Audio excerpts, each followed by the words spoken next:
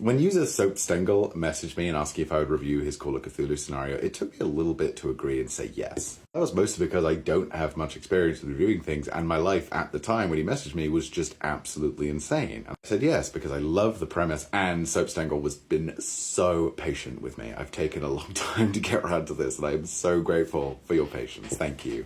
A couple of clarifications before we start. Number one, I have not had a chance to play this through with other players, so I can't really say it's a full review. This is more like a first impressions. And number two, I did receive a copy of it for free in order to review it. With that out of the way, let's talk about the actual scenario. Nightmares Beneath the Lonely Plateau, I thought was really impressive. I really, really enjoyed it. I'm already a sucker for Arctic horror.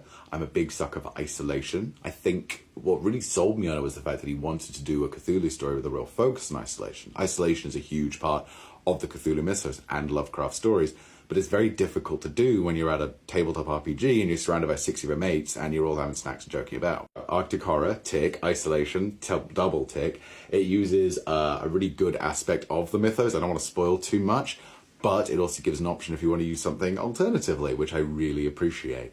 The actual layout of the module is very impressive, very clear and easy to read, which I really enjoy. I struggle reading like big blocks of solid text. This was very easy to read, very easy to break down. There's lots of tools in there for keepers of like alternate decisions and keeper advice and things like that. They're very clearly like, here's what the players know, here's what you know. Really nicely done.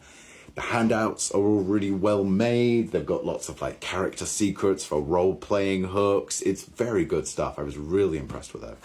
I had to suggest like a couple of little nitpicks. There's just the one thing that bothered me. The scenario mentions an asylum and then doesn't give like a guide on what happens if players go to that asylum and talk to someone. It's there for like an adventure hook for a future scenario. Nothing wrong with that. But as a rule, I found if you tell your players, hey, there's someone in an asylum who knows what's going on, people want to go to that asylum. My second little nitpick, and again, this is just a little one, when it jumps to like the sort of meat of the scenario, it could use like a bit of description to describe where the players are and what they're looking at. It's just kind of meant to be like a mountain climb, but it requires it for the players to like look up. And it's like, well, if I don't know there's something to look up at, just something like that to help set the scene for the players and the keeper, I thought would have been beneficial. But all in all, I was very impressed with Nightmares Beneath the Lonely Plateau. It ticks a lot of the boxes that I love in a good Lovecraft story and in a good Call of Cthulhu scenario. Very clearly laid out, very sort of approachable.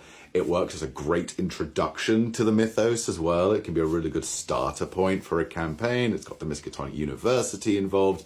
Ticks lots and lots of boxes. I'd like to say again how incredibly grateful I am for Soap Stengel for being so patient and for providing me a copy of this scenario that I can review. And if you've watched this whole thing, I'm actually also able to do a giveaway.